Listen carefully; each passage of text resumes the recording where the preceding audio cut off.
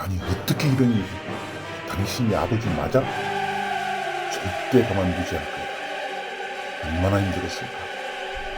형제들이여, 조금만 기다려줘.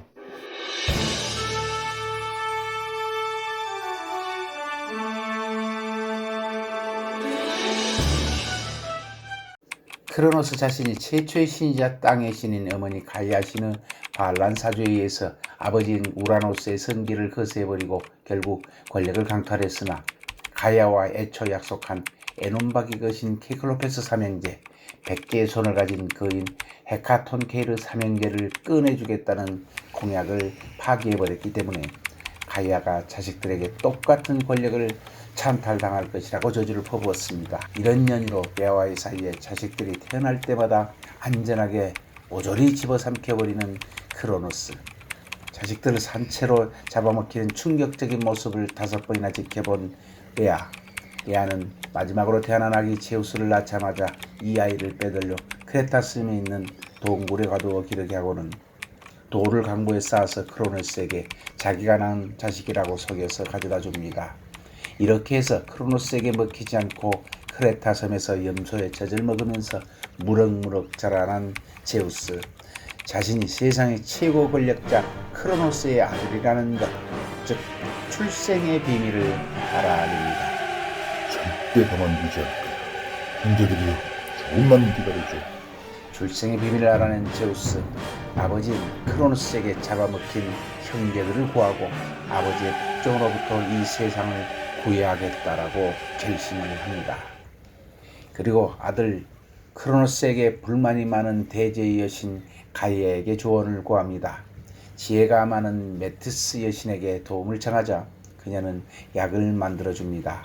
그 약은 먹게 되면 모든 것을 토해내는 효능이 강한 약이었습니다.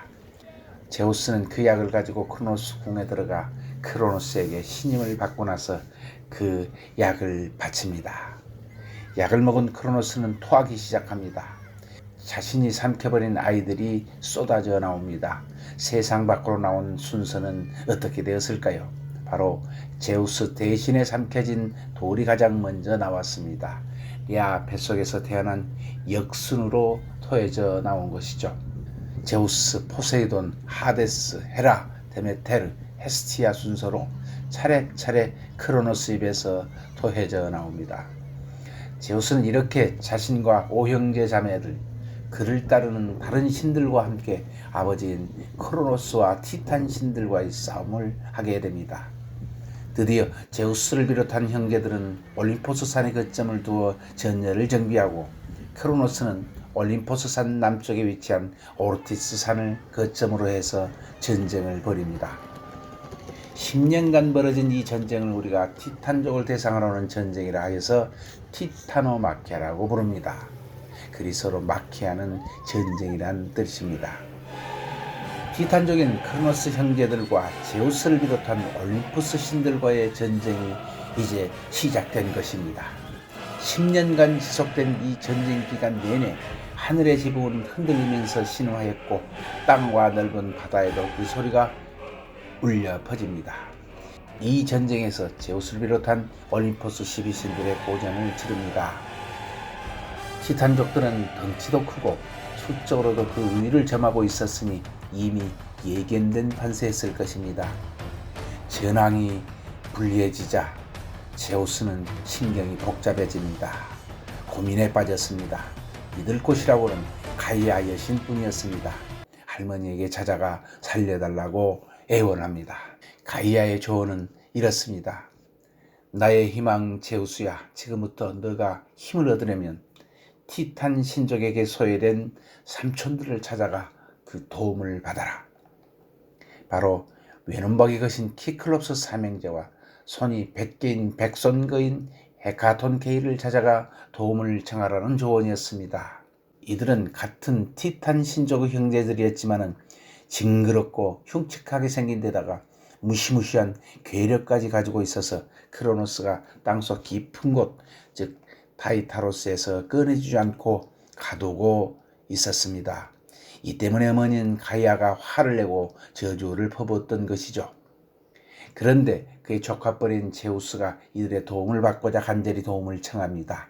그 결과 외눈박이 삼형제 키클롭스들과 백손거인 헤카톤 케이르트의 전쟁 참여를 이끌어냅니다. 출중한 힘과 능력을 가진 이들이 티토노마키아 전쟁에 가담하게 되자 올림포스 12신들은 힘을 얻고 전세를 역전시키게 됩니다.